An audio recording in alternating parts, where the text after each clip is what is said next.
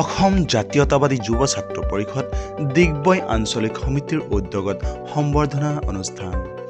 কালি শিল্পী দিৱস উপলক্ষে সত্ৰীয়া সংস্কৃতিৰ সাধক ডিগবৈ তিলেশ্বৰ তামুলী বৰবায়নে চৰকাৰী এককালীন শিল্পী পেঞ্চন পাবলৈ সক্ষম হোৱাৰ লগতে ডিগবৈ উদীয়মান কণ্ঠশিল্পী ৰাজ নাৰায়ণক অসম জাতীয়তাবাদী যুৱ ছাত্ৰ পৰিষদ তিনিচুকীয়া জিলা সমিতিৰ নিৰ্দেশ মৰ্মে ডিগবৈ আঞ্চলিক সমিতিয়ে জনায় সম্বৰ্ধনা অনুষ্ঠানত উপস্থিত থাকে ডিগবৈ আঞ্চলিক সমিতিৰ সভাপতি মথুৰা দাস, সাধাৰণ সম্পাদক বিশাল দে, জ্যেষ্ঠ সাংবাদিক বিনন্দ কোঁৱৰ, নিতুমণি শইকীয়াৰ লগতে ডিগবৈ আঞ্চলিক সমিতিৰ বিষয়ববীয়াসকল। সত্ৰীয়া সংস্কৃতিৰ সাধক ডিগবৈ তিলেশ্বৰ তামুলী বৰবায়নে চৰকাৰী এককালীন শিল্পী পেঞ্চন পাবলৈ সক্ষম হয়। তেখেতে অসম চৰকাৰক ধন্যবাদ জ্ঞাপন কৰে। উল্লেখযোগ্য যে খ্ৰীষ্টীয় 1975 চনৰ পৰাই সত্ৰীয়া সংস্কৃতিৰ লগত জড়িত শিল্পী তিলেশ্বৰ তামুলী বৰবায়নে যোৰহাটৰ নেহৰু পাৰ্ক ইন্দ্ৰনাথ শৰ্মা সংগীত বিদ্যালয়ৰ লগতো জড়িত আছিলে। লগতে তেখেতে ডিগবৈৰ বিভিন্ন দল সংগঠনৰ পৰা পুৰস্কাৰো লাভ কৰিছে। আৰু লগতে তিলেশ্বৰ তামুলী বৰবায়নে 1991 চনৰ পৰাই ডিগবৈ লুইত শিল্পী সমাজৰ অধ্যক্ষতা পদত অধিষ্ঠিত হৈ আছে।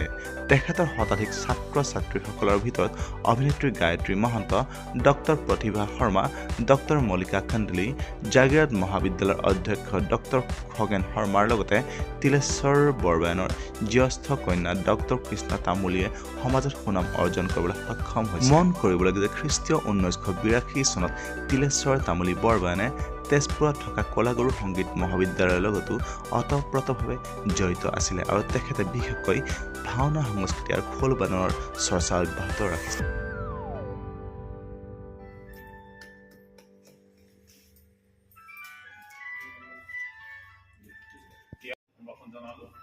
আৰু তেওঁলোকৰ উজ্জ্বল ভৱিষ্যতৰ কামনা কৰিলোঁ।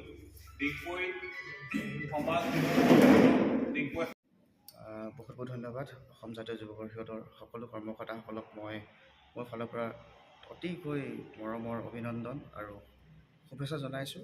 আৰু লগতে মোক বাৰু কি কাৰণে দিছে মই নাজানো, কিন্তু মই বহুত তেওঁলোকক ধন্যবাদ জ্ঞাপন কৰিছোঁ। লগতে আমাৰ তিলেশ্বৰ ছাৰ আছে ইয়াতে, ছাৰকতো মই সৰুৰ পৰা দেখি আহিছোঁ, গতিকে এনেধৰণৰ স্বীকৃতি পাইছোঁ। গতিকে মোৰ খুব ভাল লাগিছে আৰু সকলোকে বহুত মৰম যাচিছোঁ আৰু সকলোকে বহুত ধন্যবাদ জ্ঞাপন কৰিছোঁ। ধন্যবাদ।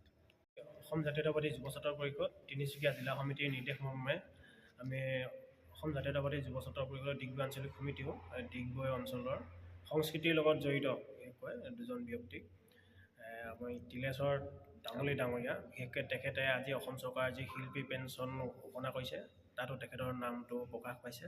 লগতে আৰু এজন কণ্ঠশিল্পী আমাৰ ডিগবৈৰে ৰাজ নয়ন ওৰফে আপোনাৰ ৰাজ সোণাৰ, তেখেতকো আমি শিল্পী দিৱসৰ উপলক্ষে তেওঁলোক দুজনকে সম্বৰ্ধনা জনাবলৈ পাই অতিকৈ আনন্দিত হৈছোঁ।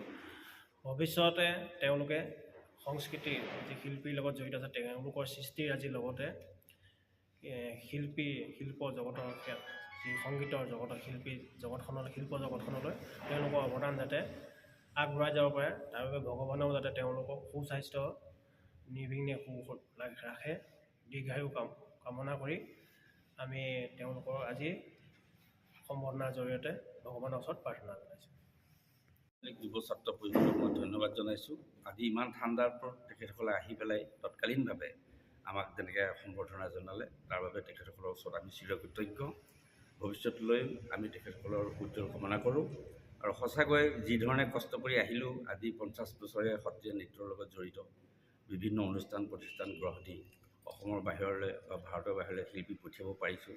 তাৰ কাৰণে আপোনালোকক খবৰ ৰাখিছে বা এই ধৰণে সম্বৰ্ধনা জনাইছে, সকলোকে মোৰ ফালৰ পৰা আন্তৰিক অভিনন্দন জ্ঞাপন কৰিছোঁ। ধন্যবাদ। ডিগবৈৰ পৰা নিতুমণি শইকীয়াৰ ৰিপৰ্ট, নিউজ টাইম 3।